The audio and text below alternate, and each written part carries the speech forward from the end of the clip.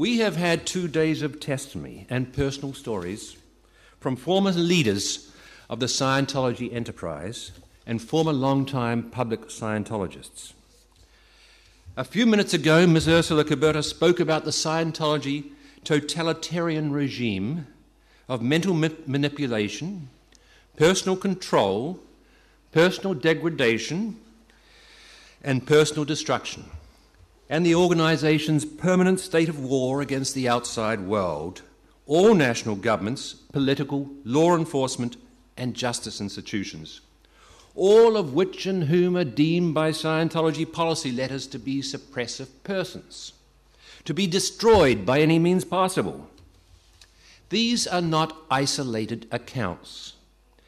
There are thousands of similar stories from other innocent victims, most of them unknown to each other, and who are now permanently damaged and scarred by the crime, fraud, and abuse of this evil organization. Scientology mocks and denies all of this evidence. It calls these people apostates, disgruntled ex-members, disgruntled ex-employees, as if that excuses their systematic and unthinkable abuse by a group pretending to be a religion.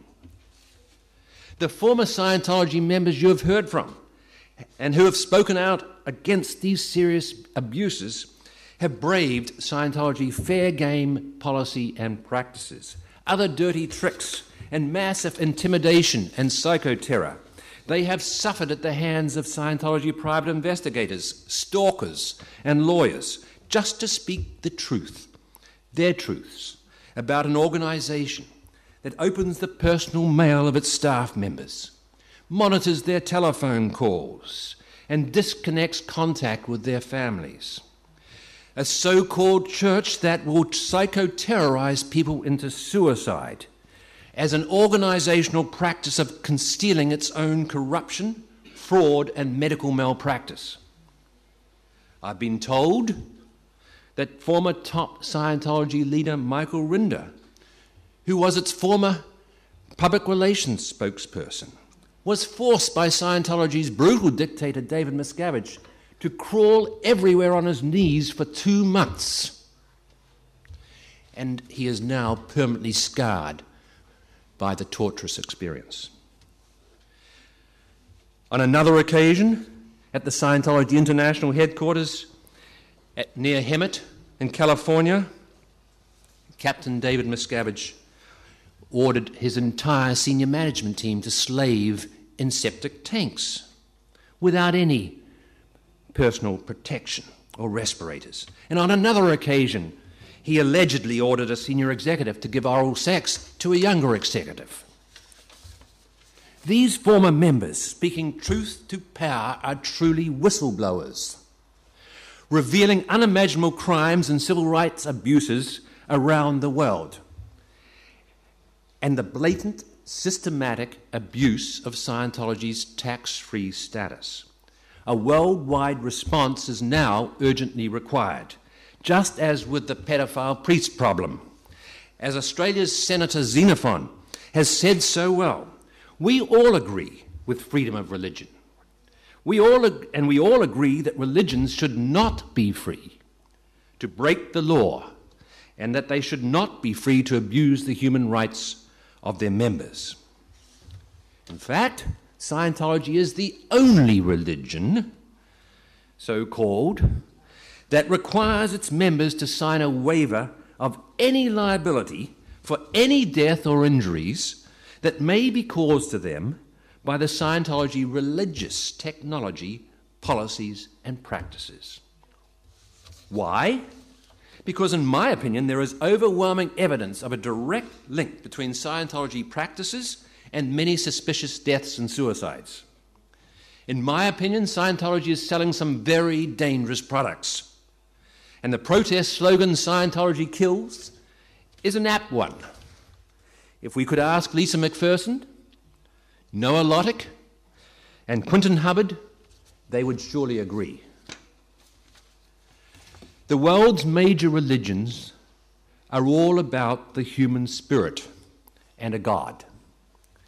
A Russian Orthodox bishop once visited the founding church of Scientology in Washington, D.C., and he observed the book-lined rooms and inquired, "Show me in all these books any mention of your church's God."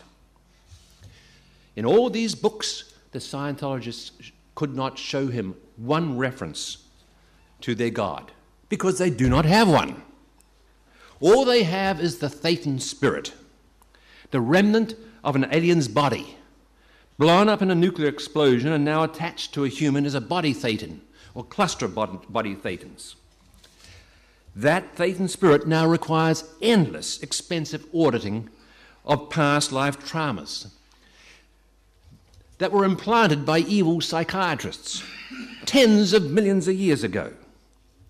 So there is no God in this religion, as Hubbard wrote in his 1962 policy letter on religion. Scientology is being planned on a religious organization basis throughout the world. This will not upset in any way the usual activities of any Scientology organization. It is entirely a matter for accountants and lawyers. In other words, Hubbard said it is a business pretending to be a religion. There have been a number of government investigations of Scientology.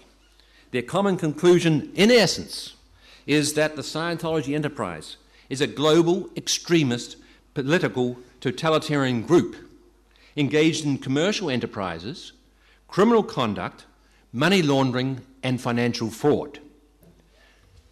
These activities are shielded by a religious cloaking that is only one facet of a hydra-headed octopus with tentacles reaching into the innermost sanctums of power and influence, fueled by money that far exceeds the normal influence of a global organization with less than 25,000 currently active members and staff.